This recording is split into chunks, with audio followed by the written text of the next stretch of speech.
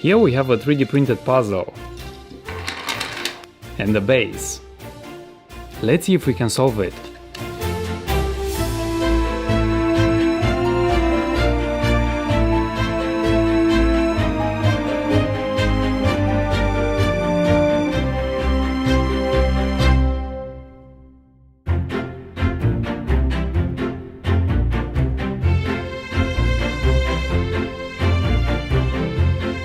Like the video and give me ideas what puzzles you want to see next.